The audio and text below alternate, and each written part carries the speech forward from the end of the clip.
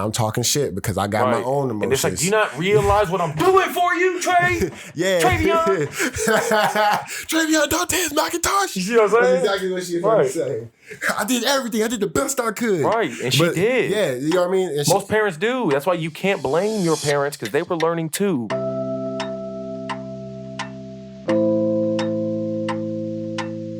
So why do you, like, I feel like there's a lot of things to... How's your mental health? I've always been curious about this. Like, you help a lot of people, but like you check up on them, but do they check up on you? That's a good question. What is the quote? There's a quote that essentially says, learning and teaching is both a two-way street. I'm able to self-therapize through essentially therapizing with others. I don't think therapize is a word, but like through wellness consulting, through wellness consultations with individuals, I'm able to peek into their worldview and help optimize their lives, which in turn, subsequently, no matter what, because if it does actually help them, it in turn helps me because I see not only the mathematics and the calculations behind this will make your life better, but the actual application and outcome of their life being better quite literally gives me joy and relief.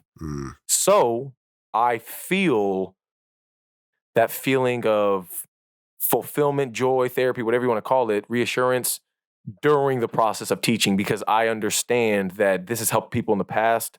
So I can only hope that it'll also help you. But at the end of the day, one of the main things we talk about is people choosing to help themselves. And ultimately, I can only act as a bystander and give them a certain amount of external information. But ultimately, it's up to them to internally apply that into their lives. But does that help you with your problem, your personal problems, your past trauma and shit like that, though? For the most part, I feel like once you've addressed and reconciled with the biggest traumas and biggest emotional blockages in your past, in your life, you're able to use those as reference points and as learning opportunities for others. So in teaching them, you're constantly re-referencing how you were able to come out all the better and being able to apply the lessons rather than the losses. No, like even when I do reverse engineer it, right? Like all this stuff I told you that I realized about my mom, and like why she does the things she do, it still triggers me. But you can Here to answer your question, you can never be nullified or rid of that trauma. You can only grow. If it's a glass jar, think of it as a glass jar.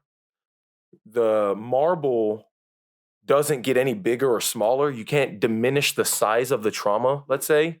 So you grow your ability to see past and around the trauma through life experiences, through growing yourself, through self-development, through optimizing yourself overall, both mentally and physically, to where the trauma is just a small bead in an expanse of growth. But it's almost like it's easy to indulge in it because I did it so often. You know what I mean? That's again, the more you grow and address. So what I was telling you asking how I how I am able to find therapy. I literally address the trauma every day when I explain it to 10 different people.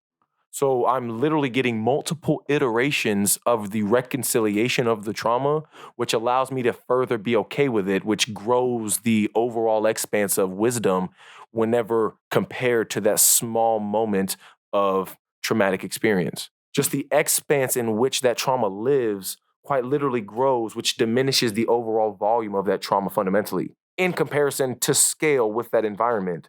So you just have to endure multiple iterations of coming to terms with and acknowledging that trauma, which we do in here. Every time we talk about all the self-help stuff in here.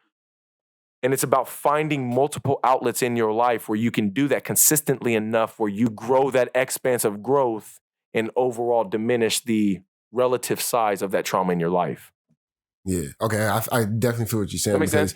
My bad. I was just gonna say I feel what you're saying about getting over the big trauma things that caused, because it helped me, the book, and you helped me because like you changed my perspective from a internal discipline side, and that changed my perspective from a literally like it literally washed a lot of things that my mom did away from me. Like I was too young to even cause most of this stuff. So therefore, it was her trauma that got shifted to me. That parental prejudice that was passed down. Yeah, people think, oh, I'm just naturally angry because my mother was. No, there's something that happened to her and she transferred it to you. You don't naturally become an angry person. Right. It's somebody has to shift your perspective in that way. Like your parents are the first person to teach you how to do this and that. Like I figured out the reason why I wanted to be a comedian.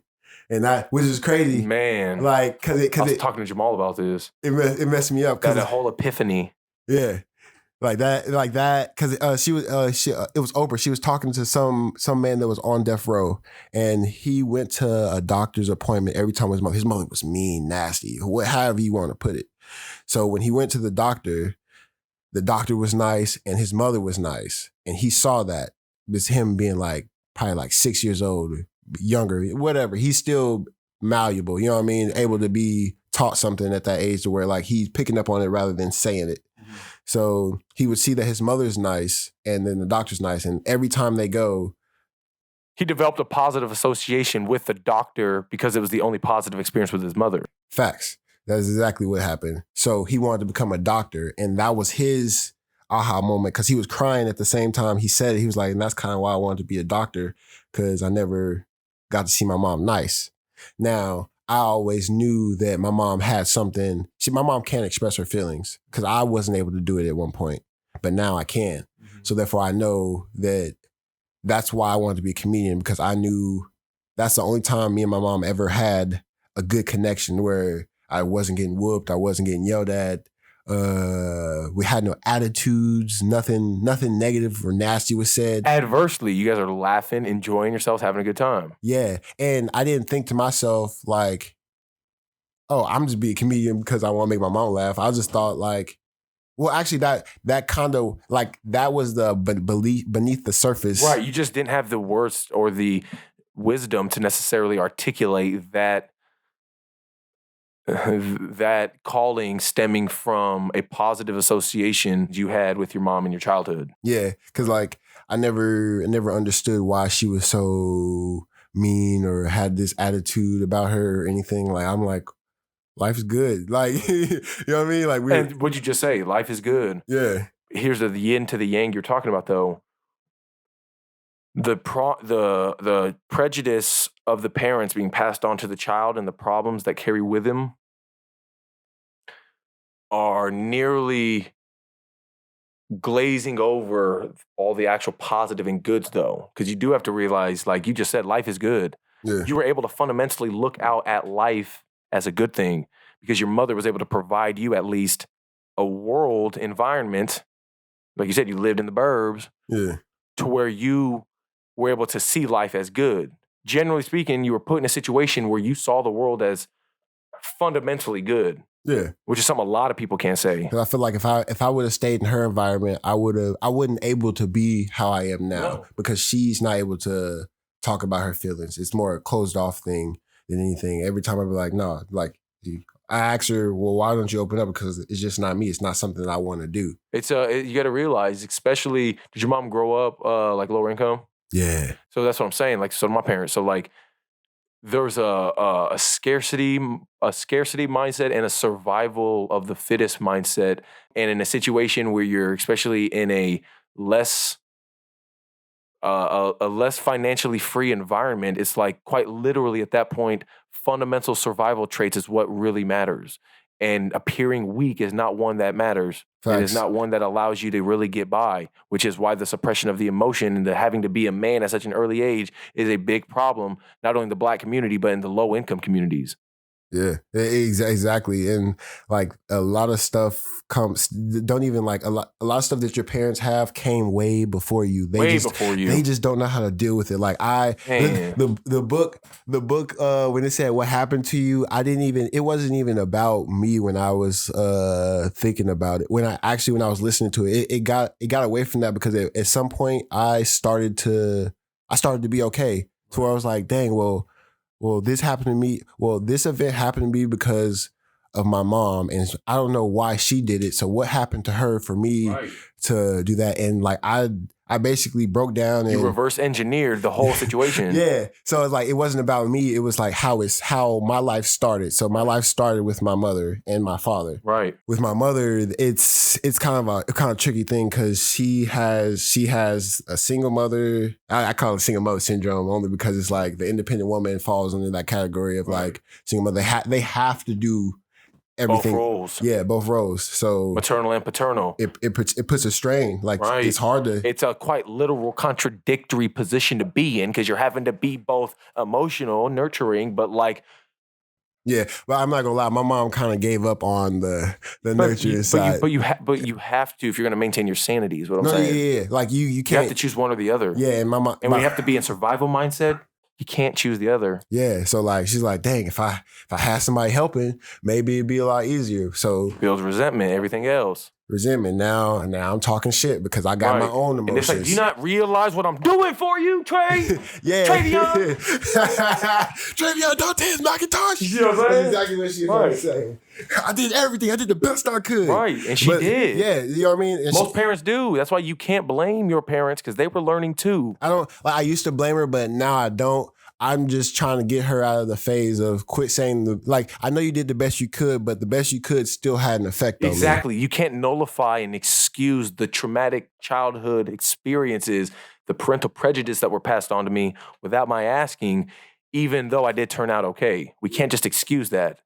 And I think it would do us both a little bit of justice being able to have that conversation and being able to both come to terms and make amends with it. That way we can both grow and evolve from that trauma.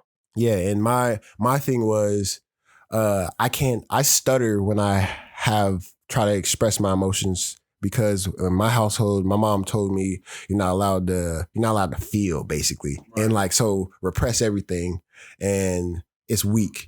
So now when you try to do those things, you don't have enough actual experience doing those things, so it comes off insecure and uncertain. Yeah, and I revert back to anger or yelling. Right, so that's what's comfortable. Yeah, that's all I know. So in order for me, my mom to get our point across, it's yelling matches, 24/7. But the problem is, dog, and this is just where it gets messy, because ultimately at the end of the day, the children has to always respect the elders to the point where if they don't want to change and they don't want to learn, there's nothing we can do about it. And we have to respect that.